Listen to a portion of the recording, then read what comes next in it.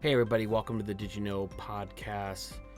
Today we're going to be talking to Professor John Vervaeke, who is a just immensely interesting person, and you'll hear about his background when we introduce the actual interview portion of it. But I think you guys are going to really like this. This is kind of a confluence of Bitcoin with kind of the larger changes that are happening in our world, in society and culture, and the adriftness that we feel, and which is one of the reasons I think that Bitcoin has taken such a hold now, is because of the adrift nature of our society these days. But we will get into kind of the nitty gritty on what I'm talking about in respect to that question. But first, really quick, before we go to the episode, if you guys could do me a real big favor, go to iTunes, leave a 5-star written review. Just go to didyouknowcrypto.com, click on the iTunes icon, and just go there and leave a review and a 5-star. That helps so much, especially since, for whatever reason, maybe it's been my aggressive kind of argumentative nature on Twitter, but there's been a spate of people going and leaving 1-star reviews, which has drug down my rating. So I'd really appreciate it if you guys would go there and leave the 5 stars, which will help to bring it back up to where it belongs. I really appreciate you guys listening. Also, supportmypodcast.com is now up. You can go there, click on the discount section. You can get discounts on a bunch of other different things. Pretty soon I'll be converting it over to a free, but a membership sort of thing. It'll still be free. But go to supportmypodcast.com, use the discount codes that are listed there for an ever-growing amount of discounts in the Bitcoin and the larger space as well. And last thing I want to say is thank you. Thank you for listening. All you who consistently download, who subscribe. We are on iTunes, Stitcher, Spotify, SoundCloud, Anchor, YouTube, and a lot of other different places. So everybody who's listening right now, I really appreciate you taking time out of your day. So have a great day, and thanks again. Enjoy the show.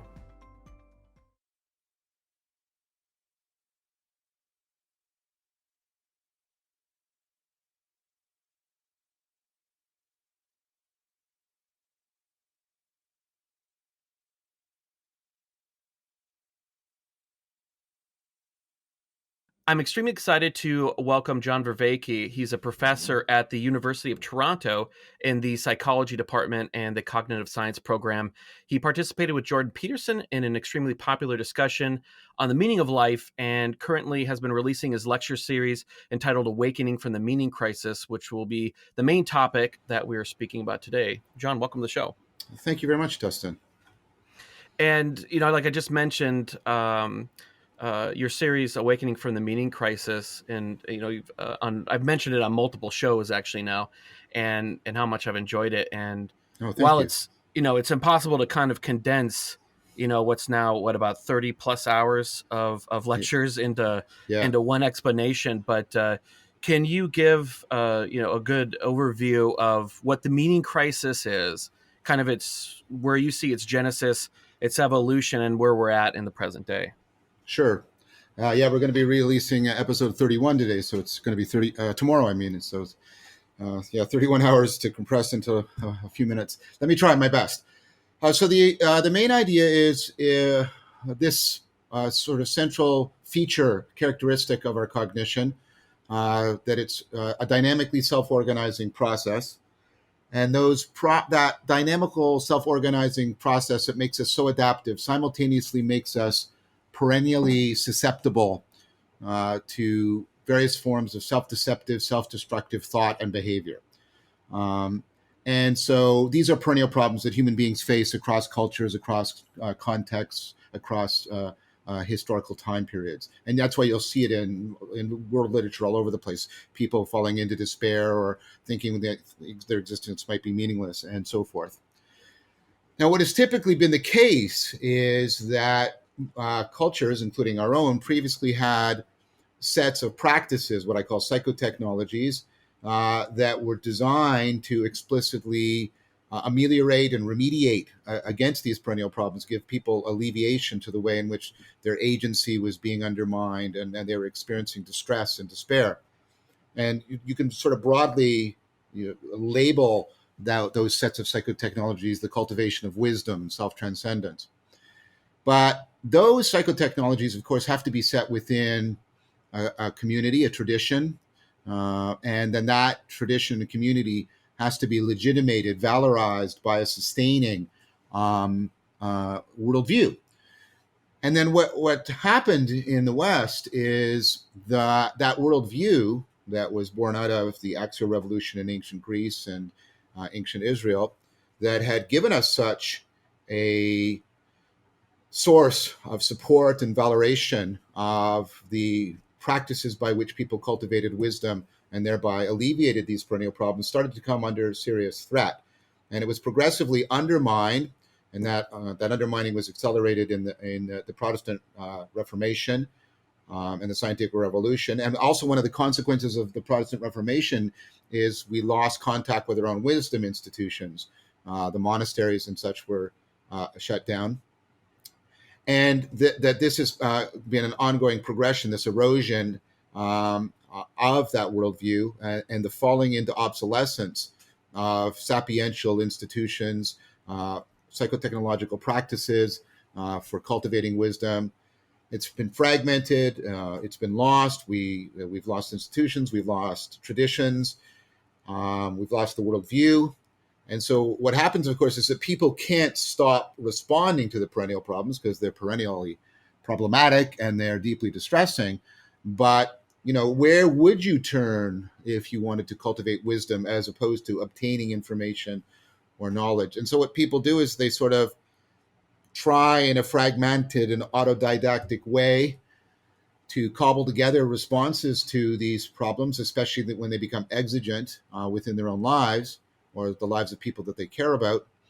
And that fragmentary autodidactic response is often haphazard. It can exacerbate cognitive bias, self-deception, and all of that deleterious possibility can be actualized and accentuated to a very significant degree by the advent of social media and the way in which it tends to provide a lot of deceptive interaction. It often looks like you're interacting with other people intersubjectively, which is one of the ways we often check for self-deception. But of course, with social media, that check is actually ersatz, because you're not really looking for people, because there's a tremendous selection bias, a tremendous confirmation bias. You're not really looking for people that will challenge you. And so you got polarization, you got echo chambering, and all of this just magnifies and accelerates the inability to respond to the perennial problems in people's lives. And so that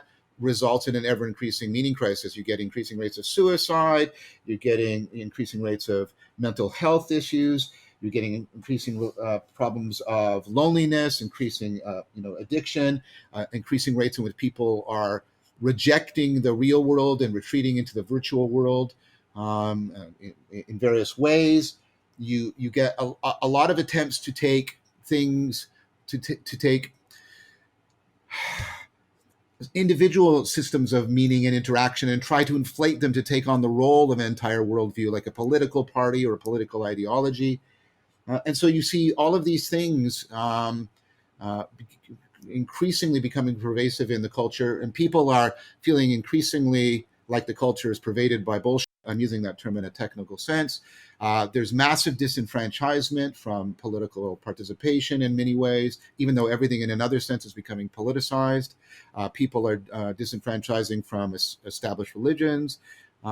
So all of this, right, that's sort of the negative things. You can also see the advent of sort of positive responses in which people are trying to put together a more systematic response to the meaning crisis. And so you see you see something like the mindfulness revolution, which I have criticisms of, but nevertheless, it's symptomatic of people trying to bring back practices that will alleviate self-deception. You see the rise of ancient wisdom philosophies like Stoicism coming back into prominence in a very significant way. You see rise of new movements like the authentic discourse movement. You see the rise of many new communities that are sapiential in their orientation, like secular monasteries or various communities where people are putting together ecologies of practices to try and give people a venue to respond to the meaning crisis. And so all of this is my way of trying to articulate right how I think we can give sort of a unified explanation for all of this, what we're seeing, both in terms of the history that I've briefly indicated here, and also a cognitive scientific investigation into uh, that very adaptive machinery, that machinery that makes us adaptive and self-deceptive at the same time. So by coordinating together a historical analysis and a scientific analysis, I hope to try and get both a good formulation of a problem and some articulation of how what a response to the meaning crisis would look like. There, that's the best I could do, I guess. No, that was great. And one of the things that really struck me first about listening to your lecture series was that very point of people kind of turning, in search of Mm-hmm. wisdom and mainly community, because it was one of the things that I'd kind of had been recognizing was that when you see communities like within the vegan community, Yep. CrossFit, and things like that, where it's a search for community, and within you start to see the emergence of rituals Yep. of virtue and vice. Like Yep. obviously within veganism, eating meat is the biggest vice. Yeah. You have rituals as well, and then you see that um, kind of counters to that, where you see where the juxtaposition, you see the carnivory system as well. But it all seems like it's these bad attempts at searching. Not that individually you could have a moral issue with eating meat or whatever, and that's not the problem. I think is that the ideas of turning these into almost a ritualistic And religious secular frameworks. religion. Yeah, Yeah, very, very much. So you're trying to, I mean, again, I like you, I think there are serious moral and ethical issues. For example, don't eat mammals. So I understand why people want to make a difference, a moral difference by altering their diet. But I agree with your point. The attempt to sort of make it an overarching worldview and sort of carry the burden that worldviews and religion and history used to carry for us, yeah, I don't think that's ultimately going to be satisfying. And that's why you can see, um, you can, I don't want to overgeneralize here. You can see in some instances of this a kind of intensity that seems disproportionate to their participation in, a change of diet and a change of lifestyle. It seems to be trying to satisfy some deeper psychological need for people. absolutely. And as far as historically, though, has there been, looking back through the historical record, it's much more difficult, obviously, because the farther back you go, the less either accurate or just the amount of data that you have. Sure. But have you seen this as a pattern that communities have gone through, almost like a hero's journey, to kind of borrow that analogy as well? It kind of almost reminds me of the hero's journey. This concept of an abyss where there's a death and rebirth as you search for new meaning. You have that transformation, and then you kind of return to this concept. And to me, it almost seems like there could be a cyclical nature within history of these sorts of patterns. I don't know if I have any good evidence for there being anything like cycles. I do think there has been a period in time. I mean, you can see it in individual communities. The book that I wrote with Christopher Mastropietro and Philip Misevec, we talk about that, the zombie book. We talk about a community in Canada that was affected by something like an individual, individual to the community meaning crisis. But you can definitely see it in the history. At least I think there's one period where I would clearly say it happened in a way that was not part of the continuity of the history of our particular meaning crisis. And I would say that you could see something deeply analogous to this in the Hellenistic period, because what you so one of the symptoms of the meaning crisis is kind of a sense of what Porteous and Smith called domicide, a sense of not being at home. Now that can be just physical, and that's of course a horrible thing to happen to people. But what's more interesting is cases where people have physical dwellings, but they feel that they don't have a home. And you know what this can be like in your own experience. You can experience this, for example, when you're traveling and you feel homesick, even though you might be staying in a nice hotel, or you go to another culture, and although you have a physically satisfying dwelling, you're experiencing tremendous culture shock and homesickness. So I'm trying to convey that with this sense of domicile, not so much the physical loss of home, but this kind of sense of not being homed in the world. And what happens after the collapse, I don't mean the collapse, the fragmentation, and notice that term, the fragmentation of Alexander's empire, right? You've got this tremendous change. Like if you were to compare, think of this. So Alexander is taught by Aristotle. If you compare being alive in the time of Aristotle and being alive in the time right after Alexander, is like a tremendous difference. Like in the time of Aristotle, right? You belong to a polis, right? It's a relatively small community. Everybody speaks your language. Everybody has your religion, right? You've been there for ages. Your ancestors have been there for ages. Everybody's ancestor, like, you know what I mean? There's this deep rootedness, sharedness, interweaving.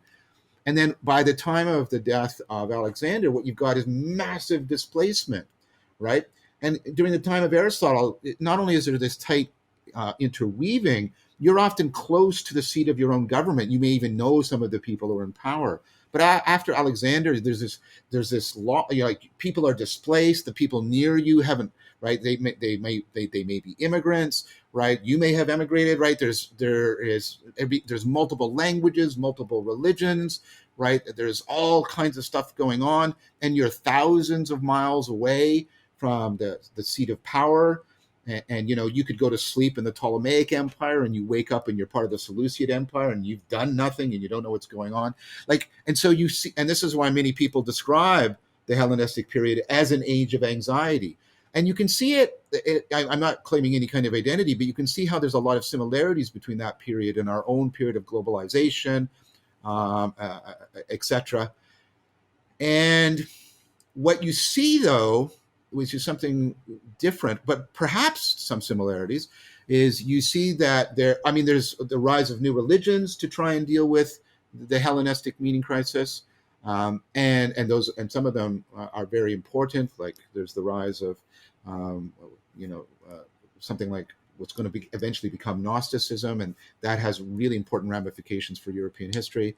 But you see, importantly, the rise of new kinds of philosophies that arise specifically to try and reconfigure, rethink, retheorize, and also redesign what wisdom means. New sets of practices. You see this in Stoicism and Epicureanism, and eventually, like I say, in things like related things like Gnosticism and Neoplatonism.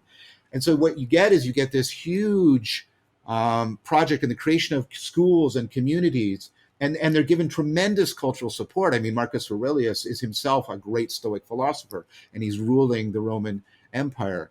And so there has been at least one other period that I think you can make a fair comparison to our own. There's a lot of important similarities. There you can see similar patterns of distress. Ideas of suffering and anxiety become pervasive, and the notion of what it is to be a philosopher becomes centrally tied to the ability to alleviate the anxiety of other people, bring about peace of mind. And so there's a distinct similarity there. I have to be really careful here. I mean, there is stuff emerging, but I don't see that we have exactly the same kind of profound response yet to our meaning crisis that the people in the Hellenistic period had to theirs. And you mentioned earlier, I wanted to kind of go down the route of psychotechnologies. Sure. And you gave kind of the larger general term of them, but just for the listener, I was wondering if you could kind of go more into depth with that and kind of give some traditional and maybe more modern examples of psychotechnology, so that people can kind of wrap their head around what we're talking about as we kind of move a little bit farther down where I'm steering us. Yeah, sure. I'd like to do that. So I would say, I'm trying to give something. It's not exactly a formal definition, but something along those lines. I would say a psychotechnology. It has to be socially generated, and that's how it's different from like an individual skill. It has to be socially generated and standardized way, a socially generated and standardized way, I should say, of formatting, manipulating, right, enhancing information processing. It's got to be readily internalizable. It has to be sort of designed so that it fits well into human cognition, and it can be sort of internalized, become automatic second nature. It can be applied in a domain general manner. What I mean by that is you can apply it in many different domains of your life. So that's how it's unlike the skill of tennis, where you can only apply it in a very limited domain, right? It must be capable of, in some important and reliable sense of, how do I want to put this, of extending and empowering cognition. It's got to do that extensively, reliably. It has to be highly generalizable amongst your population. Many people should be capable of internalizing it. I would say some prototypical examples are literacy, especially alphabetic literacy. So think about literacy. Does it meet that definition? Is it socially constructed? Yes. Is it readily internalizable until it becomes second nature? Yes. Like the Stroop effect is evidence of how automatic and second nature reading is.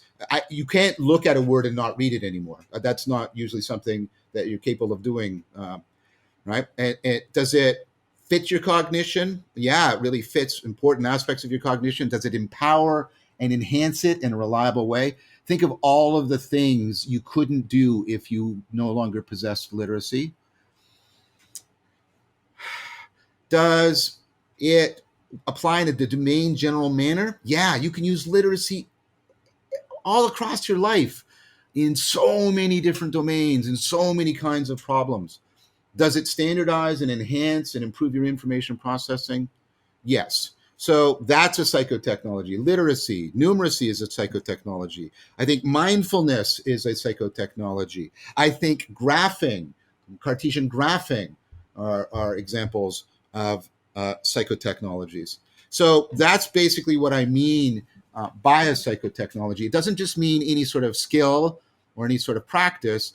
It's a specific kind of practice that has a lot of the features that tools have for us, but instead of being a tool that fits your physical body, it's a tool that fits your physical body. So think again, a hammer. It's socially constructed, it can be used by many people in many different circumstances, et cetera, et cetera. And so that's what makes it such a good tool, right? These psychotechnologies are not physical tools in the sense of fitting your body. They are tools that fit your cognitive processing and enhance it in systematic and reliable ways across many domains of endeavor and for reliable large numbers of your population. And I've had this kind of ever since I started listening to your series, and there's overlapping it with kind of where my focus has been of late. But I've had this emerging set of ideas relating to kind of Bitcoin in that same sense, and I'd love to have your opinion on it, whether it actually has promise as being such, or if it's just kind of naive Twitter musings. But I remember listening in one of your past interviews, you talked about money itself as a Yes. psychotechnology. It abstracts value, Yep.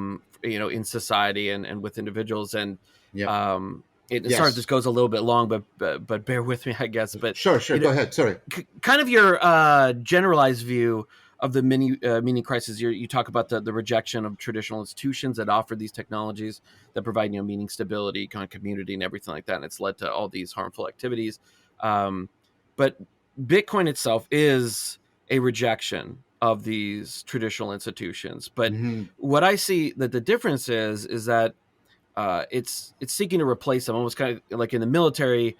You kind of have you don't move one unit out and then later move another unit in. A lot of times you'll have one and move in another one, and you just kind of do it replace one for one.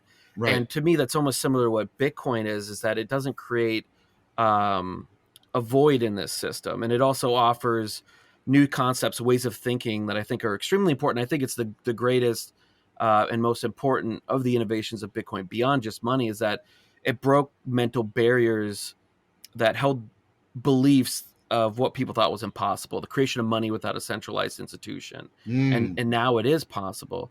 And there's a term, and I'm really hoping that you can help me remember. I can't remember. It's a psychological term that when people think something's impossible, they see one person do it, and then it starts to become normalized. That once everybody realizes that something's possible, it becomes normalized within society. And my example that I remember was the 1080 in snowboarding. Everybody thought it was impossible. A guy did it, and And after that, you started seeing more and more people doing it because they realized that that was no longer impossible. I can't remember that term. If you do, I'd appreciate it. But that's kind of the mental barrier that was Hmm. removed as a need for centralization, especially. And this is I mean, money and finance and this abstraction of value in society is a huge Hmm. area and how we operate, and it's been centralized in one way or another since the beginning of time. um, and that understanding of Bitcoin leads people to question the need probably for centralization in other aspects of life, for good or bad. I mean, there are some areas where centralization does provide more efficiencies, and you just have to Hmm. um, uh, uh, weigh those trade-offs.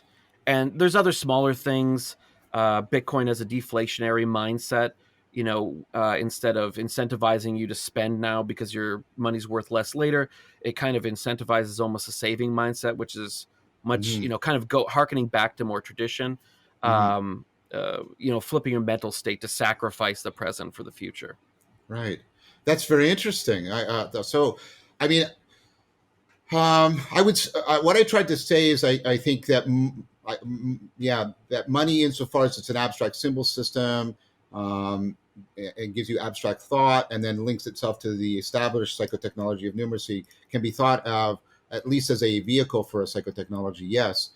um, and then that what makes it a psychotechnology, right, is when it permeates cognition and becomes pervasive within a cultural group.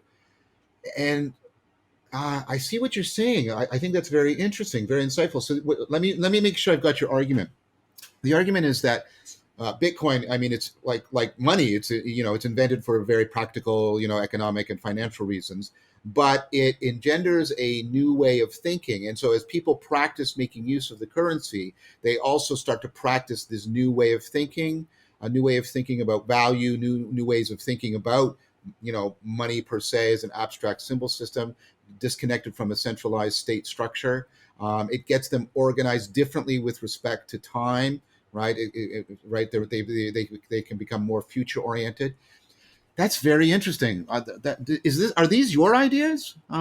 No, I mean, I couldn't take credit for these. These are just kind of things that over the years within kind of the Bitcoin community. This thing has been just kind of things that are kind of discussed internally, mostly on Twitter. As people write different Medium posts and books and articles and just discussions. It's kind of and there's to be honest, there's always fractures within communities of Right. different concepts of what it means. And that's also kind of one of the important things of Bitcoin as well, is that it doesn't it doesn't require you to agree with it, or what it has is a set of rules that you abide by, and that's it. Anybody from any political whatever Right. can use it. There's no it's political in nature. It was a discussion I just had with another individual, but it's apolitical in the sense that it doesn't pick favorites or anything like that. Anybody that wants to participate, abide by the rules, is welcome to. But these are just kind of things that from various sources and various conversations with people, it started to be kind of coalescing in my brain. But the various ideas have been out there and discussed, but this is just kind of what I've been kind of condensing on my thoughts on Bitcoin for the last probably 6 months or so. Right. Well, I find that very interesting. I mean, I guess the next question as a researcher would be to ask: is there any evidence that it is becoming sort of pervasive in people's way of thinking outside of of a very limited domain? So, is it generalizing in some this way of thinking, the way numeracy and abstract thought generalize out of a financial or commercial system when coinage is invented? And that I'm absolutely ignorant about that. Do you know if there's anybody who's doing any kind of research on this? Like, is it leading to new ways in which people are talking across their life in general? Is new ways of thinking? Are people starting to propose new ways of thinking about how to organize their lives or their communities? I'm fishing here Yeah, because I'm trying yeah, to come up with hypothesis to test, right? yeah. As far as from the kind of sociological and psychological side, I don't think that there's been any kind of rigorous academic Uh kind of huh. study with it. Bitcoin, for the most part, has been very much an economic question and an economic project. But it's me, especially me personally, have been looking at it more at the philosophical, and others do too. But I mean, looking at it from this concept of changing Hmm. people's mindset as well. I did a episode a few, probably like 8 or so ago, on the cults of Bitcoin, and the cults being kind of that actual academic term of just groups of people, and there are different cults Hmm. within Bitcoin with different, and this kind of goes back to what we talked about, the ritualistic practices Uh-huh. within a CrossFit or veganism that's kind of emerged within Bitcoin as well. The largest group of Bitcoiners, they value kind of the concept of it being a digital gold, a store of value, and that's where I think that this concept of saving for the future, of time preference, of having a time preference for the future versus for the short term, has started to emerge. And the rituals that are involved with that are the idea of running your own full node, that basically contains the whole history of Bitcoin. Most people, if you have a wallet on your phone, that's connecting to somebody else's node. But one of the things within Bitcoin is this idea of don't trust, verify, right? So you verify all the transactions yourself, so Right. that that you have the correct ledger, the correct, um, that you have all the truth, and you're not trusting somebody else for that truth. I see. And so by running your own full node within this subsection of Bitcoin, is this idea of where you're verifying truth, you're not trusting any third parties for that truth, and it's almost a sacramental thing in a way of Right. running your own full node, and having holding your Bitcoin for the long term. For that, there's other cults that value Bitcoin in different ways as well. But it's been kind of interesting as I've been talking about this with various people. That episode was with Vin Armani, who's a Bitcoiner as well. But it's just it's really interesting to see these aspects start to. And you talked about forming communities. There's also this concept of the citadel of the future, where people who had the foresight of owning Bitcoin early on, that would accumulate larger wealth in the future, would need to have some sort of Bitcoin communities and things like that. I don't subscribe to that, but it is some of the things that you talk about, Right. and it's half joked about, but a lot of things that end up becoming tenets of people's belief systems are usually just kind of abstract thoughts at the beginning. Right. Oh, so that's interesting. So definitely kind of a mythos and mythology is forming.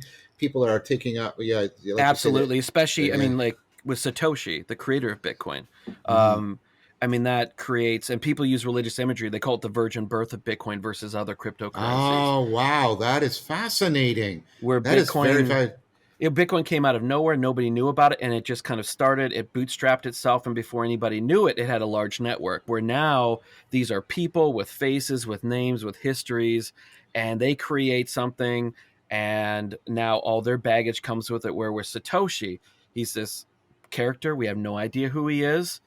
He's never revealed himself. He's never even moved the coins that he mined that are worth quite a yeah. tens of billions of dollars, and it's referred to as the virgin birth of Bitcoin, and that kind of religious imagery has been very fascinating to me. Yeah, well, it is to me too.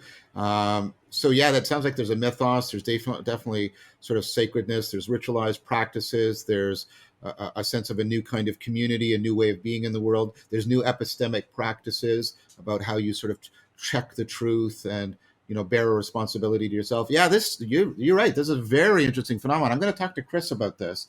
I think we might want to do a little bit of work around it. Have you written very much about this anywhere, or?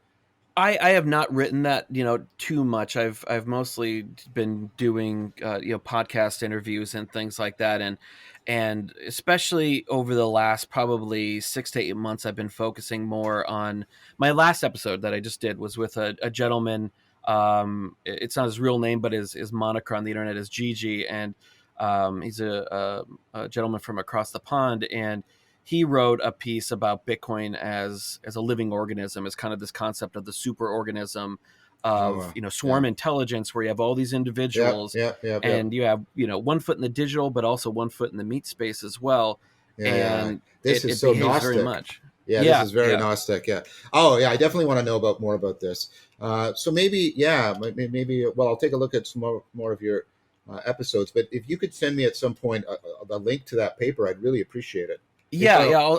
I'll send you things. I'll send you a bunch of links of things that I think yeah. would kind of help you wrap your head around it. So But I have a yeah, I mean, question. it's yes, I have a sir. question for you. Do you have is because I'm ignorant of it. You're basically teaching me. Do you see any of? I mean, I think there's ways in which it's doing, sort of a perennial thing about meaning making and the cultivation of meaning and a mythos. And is there any sense you have that it's partially, I don't mean it in an explicit sense, but it's partially responding to the meaning crisis, that people are looking for something in this that's missing in their culture, missing in their individual cognition. It's giving them sort of a meaning in life that they otherwise would not have. Do people talk about it in this way at all? I think so, because if you look at the Bitcoin's kind of genesis, there's, the very, very earliest adopters were people that were developers. They were cypherpunks, especially early on the cypherpunks. These are the people that kind of developed, encryption protocols and things to keep. They valued the concept of privacy on the internet. Mm-hmm. Right, right. So kind of almost this priestly caste of the early internet days, and then it kind of the first really big wave of adoption, I would call it, which is still pretty small in the world sense, but was the political. It was a lot of libertarians, a lot of people who valued this idea of having a decentralized money. Yeah. They had and it was very there's some synchronicity too, that Bitcoin was actually, the white paper was launched right as the 2008 crisis. And so it Ah, wasn't developed, but it was it wasn't developed because of that, because it was being developed, in the lead up to it. But right, right, right, in right. the I see. Genesis block is in the Genesis block, when the first block was created, coded into it was the head of the London Times, I believe, Mm, chancellor on the brink, and basically talking about doing a bailout for the banks. And it was this very synchronous time. And I think that bailout was also, especially for kind of Gen Z 30 somethings, was a real big wake up call for a lot of them, that the boom years of the 90s, the 2000s, that this was not this was kind of an aberration, right? And that the things that you kind of grew up thinking were settled were not. right, right, right. And yeah, I think that it's a response of it. I don't know. I mean, I'm in the space. I'm a huge, obviously supporter of Bitcoin, but I don't know necessarily if it's a good response to the meaning crisis. You kind of almost Yeah, have to right. see what the fruits of it bear out. But I Yeah. think that a lot of people do, once they get into it, they realize the political implications of it. They realize the kind of this idea of decentralization as a new way to Hmm. view different aspects of society, that it can, if you are searching for meaning, Bitcoin can provide that meaning. Because Right. if you find something that has high implications that you can take part in, even in a small way, it can impart that kind of meaning in your Yeah, life. definitely, definitely. It gives you a sense of efficaciousness in the world, a sense of connectedness to events and to other people and what other people value, and that, of course, can definitely contribute to a rise in the sense of meaning in life. Yeah, that's very interesting. Thank you for tutoring me on this. I appreciate it. Yeah, and one of the other thoughts that I wanted to put across you, I know that you are like your practices of mindfulness, and well, not necessarily mindfulness, but of implementing psychotechnologies. You're not one that delves into the supernatural aspects of Buddhism. If No, I'm no, no, no, no. Yeah. So I'm a thoroughgoing sort of physicalist in a metaphysical sense. Hmm. Yeah. So I do mindfulness practices. I do many different mindfulness, or at least that have an important mindfulness aspect to them. I do vipassana meditation, meta contemplation. I do a kind of Neoplatonic contemplative practice. I do Tai Chi Chuan. I do Qigong, pranayama, some yoga. Like I do many of those kinds of things. Lectio Divina. Many of those, some of them are they're focally mindfulness practices. Others have mindfulness as a facilitating condition or factor. Yeah, but those also need to be integrated with Other kinds of practices, active open-mindedness, learning good skills of how to generate and assess plausibility in your theory construction. So there's also some more sort of propositional theoretic, inferential kinds of practices I engage in as well. And trying to get these all coordinated together is something, because I see, like I say, I see the cultivation of wisdom as about trying to get a very comprehensive, systematic response to self-deceptive behavior, and these two go together, and also affording self-transcendence, where that is understood as your capacity to both overcome self-deception and enable insight, flow, connectedness, a better ability to zero in on relevant information, deal with complexity, ill-defined situations, right? And also to go through at a deeper level, fundamental transformations in the structure of your cognition, the grammar of your cognition, and even the structure of yourself, your identity, and things like that. So I think all of that, well, I think it can very legitimately be said to have existential and spiritual implications. I think all of that can ultimately fundamentally be understood from within a scientific perspective. And I think that is very important to responding to the meaning crisis, because one of the problems I think attempts to try and ignore, subvert, or nostalgically try to get before the scientific worldview are doomed to failure.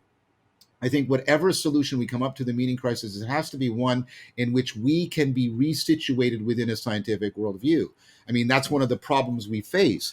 We generated this amazing scientific worldview in which our capacity to make meaning and generate explanations and find things intelligible is not actually explained within the scientific worldview. We don't have a scientific explanation, for example, of how we can do science. And so we need an account of wisdom, I would argue, that importantly can be integrated with our scientific practice, precisely because then it can address the need of resituating us within the scientific worldview. And because I just do not think there's any way around responding to the meaning crisis without taking the scientific worldview deeply seriously. The reason that I was asking was because I just wanted to make sure, because my next question was could be kind of construed as maybe kind of going into straying into the territory of woo woo Okay. or supernatural, but it's kind of in relation to somewhat adjacent, I guess, maybe to the Jungian concept, Mm-hmm. Carl Jung, of the collective unconscious, which Sure. Yeah. for listeners was a concept that Jung um, he advocated for, or that he advocated, was the inherited structures of the brain Yep. that kind of contain these archetypes and primitive concepts that we kind of hardwired and kind of recognize in the world around us. But Yeah, um, they are they're the mechanisms, the self-organizing processes within your brain that are responsible for your capacity to become a human person, as opposed to a specific person, right? They're sort of the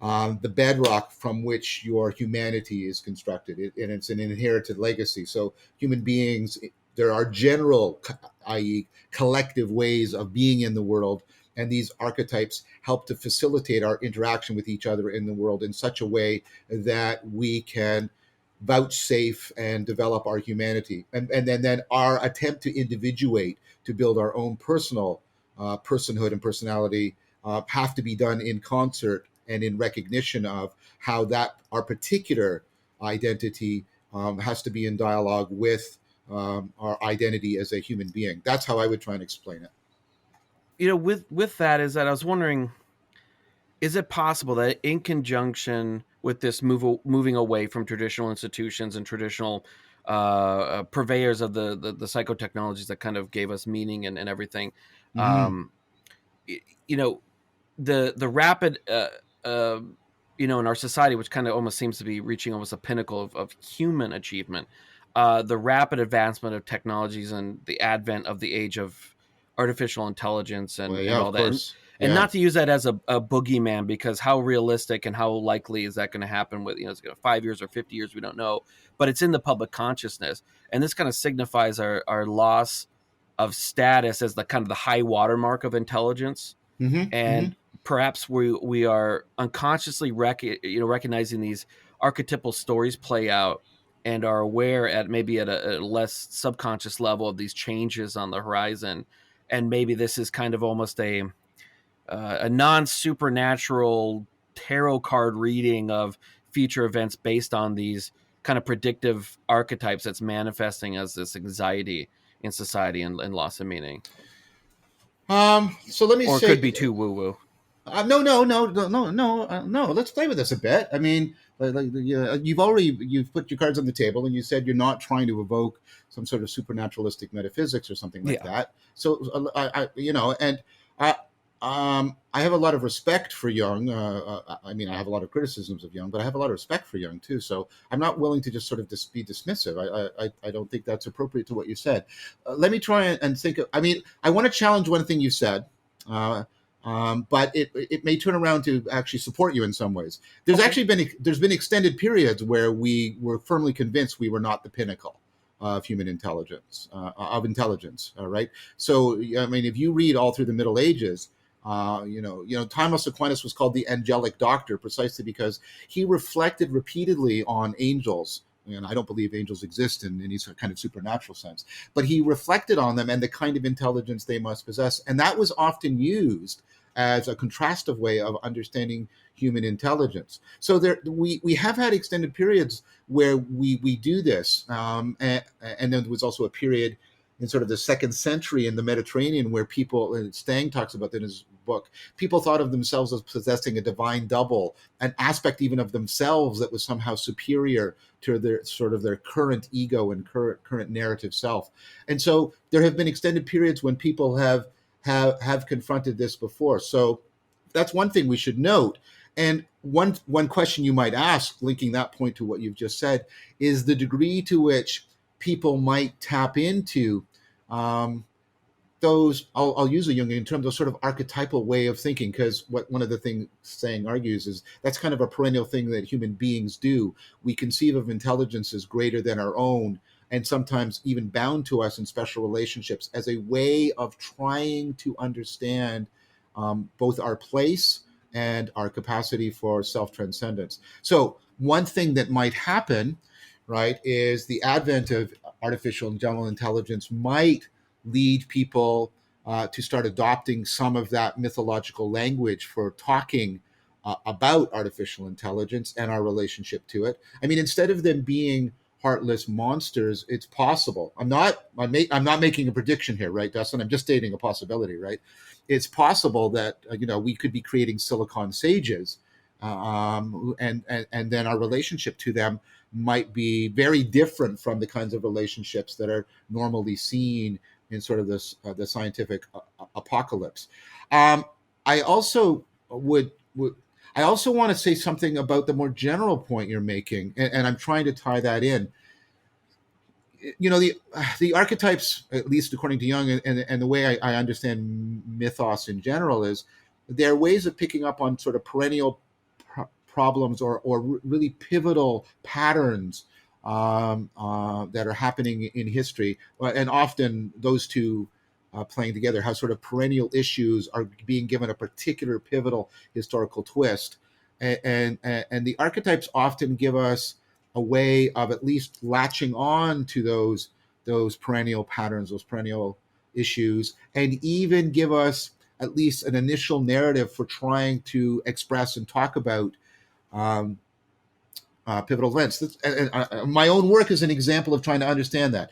Chris and Philip and I basically talked about the rise of the zombie as a current cultural mythology, trying to articulate and express many of the features of the meaning crisis. And in that sense, I think the zombie, I don't know what you'd say it's predictive, but it's at least it's at least expressive of an increasing awareness, pervasiveness, and deleteriousness, of the meaning crisis. And so, in fact, I think it's telling that you have this pervasive mythological response to the meaning crisis in the generation of this very new mythology. And then what you find something interesting is how it perverts the Christian mythos, and then how it attaches and perverts also the apocalypse mythos. And so this is a long way of saying I think there's something right to what you're saying, that these archetypal patterns often are the first ways in which we express and maybe into some degree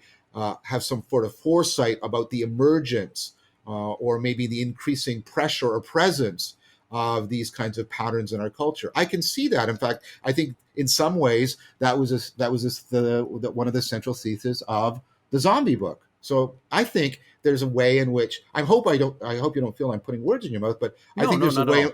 I think there's a way in which I could appreciate and agree with what you're saying. Yes.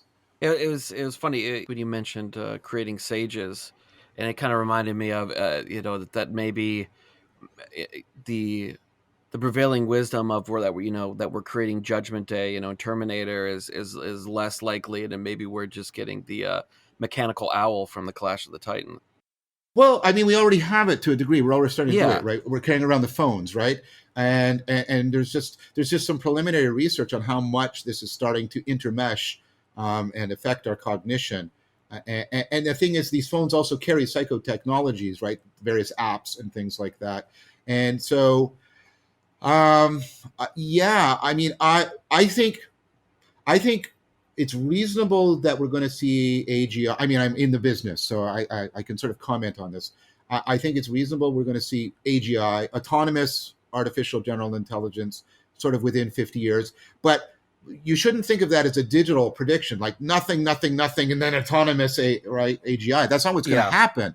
There's going to be this slow ramping up. And what I see us doing, because we have always bloody well done it, is we are going to cyborg ourselves with these emergent technologies as much as we possibly can, right? We are going to cyborg ourselves increasingly with them because we are natural born cyborgs, to use Andy Clark's, really felicitous phrase. And so I see that increasingly happening. And that's why I'm suggesting, could your smartphone, as you cyborg with it, start to become something like the divine double? This extra, it's kind of you, but not you. It's superior to you in some way, but it also, helps you aspire and transcend yourself. I mean, I'm not predicting that could happen, but I am predicting that we're going to cyborg. I think that's pretty much a guaranteed thing. But one way in which our cyborging might mythologically express itself, right? And you saw a little bit of touch of that, right, in that movie Her, where the smartphone sort of becomes super intelligent and becomes like this angelic figure to the Joaquin Phoenix character. So people are already starting to toy with that idea of the AI that we are cyborg paired with as potentially being a divine double that affords and helps our own self transcendence. I could see that also possibly being a way in which our mythic imagination and our cyber technologies come together. This kind of fits in with the last question I wanted to ask you, which was about the virtual exodus that you've Hmm. spoken about, how individuals are abandoning quote unquote reality, the Yeah. physical world for the virtual world. Since there are very clear rules there, there's a narrative structure that's kind of lacking right now in the world. And I've always kind of felt a bit positive about this idea of transferring reality to virtual. Uh, Maybe it's just because I grew up in with technology, but it almost kind of fit within to bring Bitcoin back in with it. Within Bitcoin, there's this concept you could fork, right? So when there's actually multiple different forks of Bitcoin, mhm. based on communities who they could not come to consensus on what the direction they wanted to see it in. So you basically just you fork the code, you implement the changes that you want to, and I always kind of felt like it was a peaceful, amicable divorce without like a civil war, right? They're Yeah, yeah. it's a war of words and ideas, but at the end of the day, there's no bloodshed or anything like that. And it always felt like that the virtual world had this ability to allow people to self-segregate, that have different cultural and political ideas that at current time almost seems like there's competing ideologies that I don't Mm. see can peaceably live, because both of these different ideologies want to see the other one gone, and not just in a Yeah, no, it's um adversarial. Yeah, totally. yeah. Yeah. I think, I mean, part of the argument, I just want to explicate it a little bit more. I mean, part of why people turn to the virtual world is that the three orders that had been pervasive since the Actual Revolution.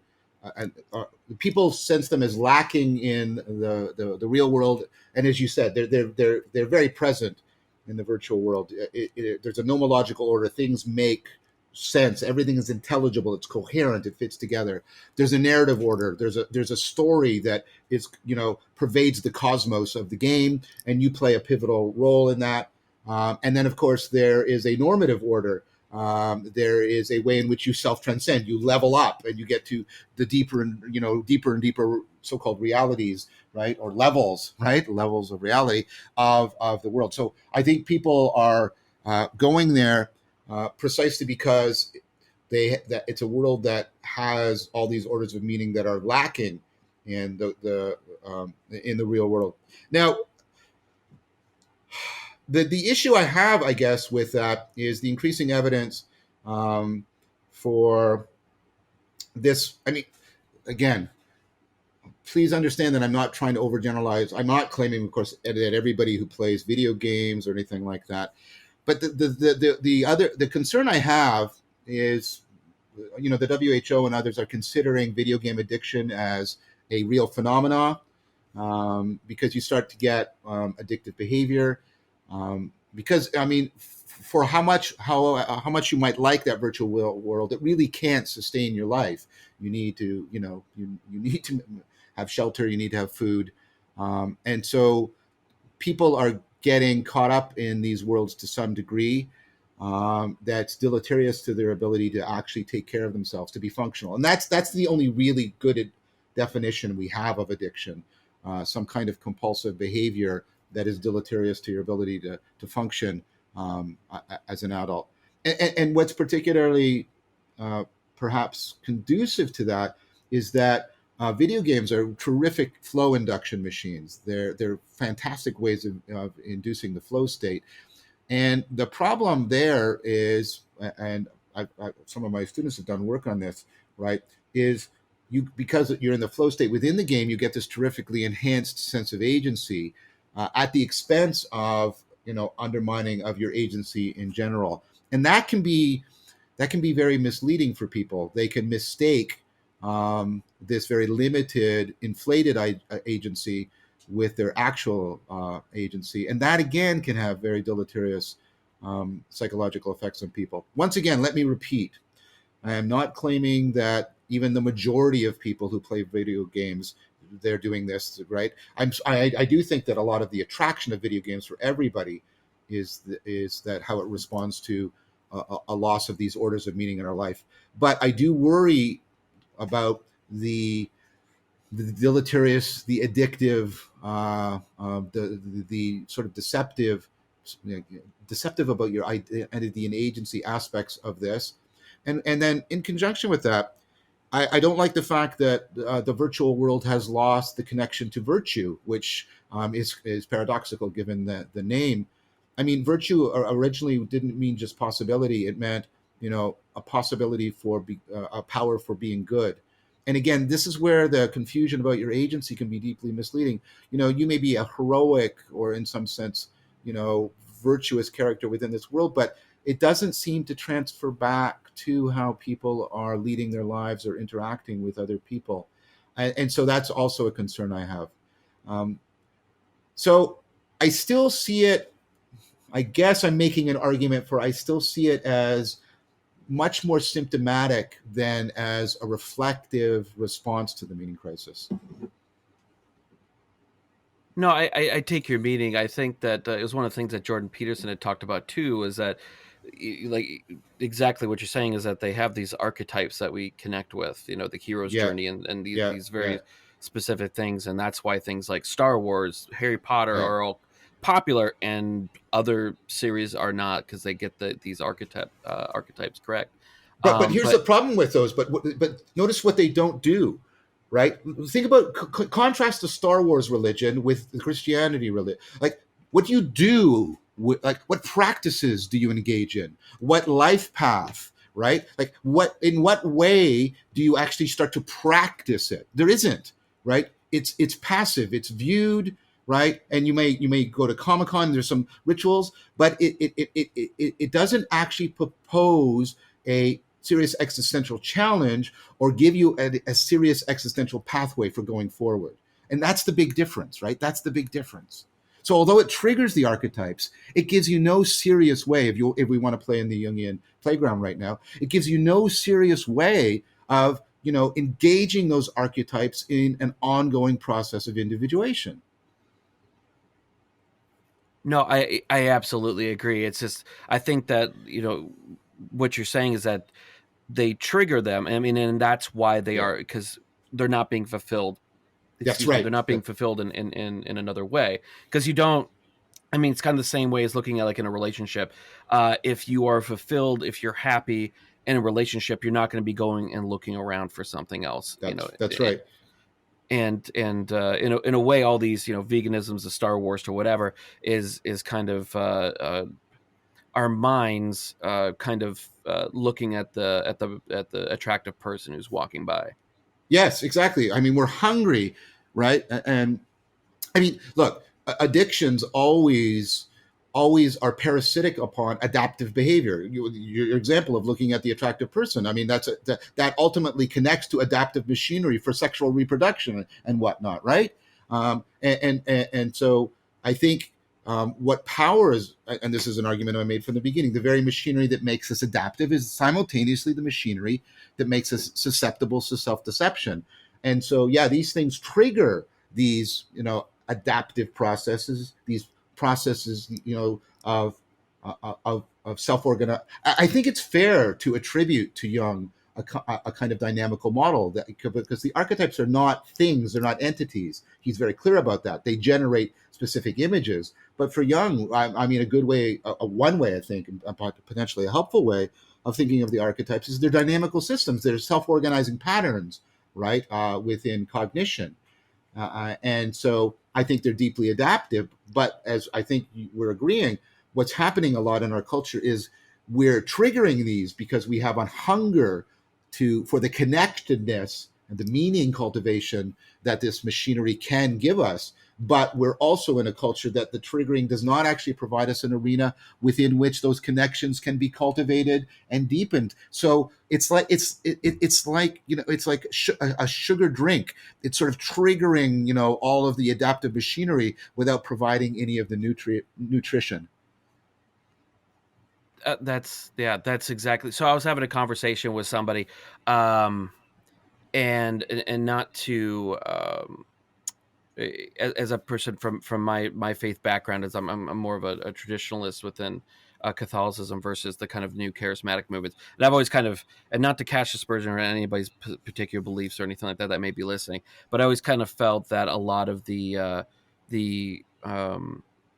kind of modern charismatic type of rituals were more of a high fructose corn syrup version of ritualistic practices, and that they make you feel good for the moment, but the kind of the deeper is Mm-hmm. you talked about, we lost a lot of that within the Reformation of Yeah, these monasteries, the Benedictine, the contemplation, yeah. that still really exist within especially within the East and the Orthodox tradition. Yes. Yeah, But and Jonathan Pajot is doing some excellent work on that.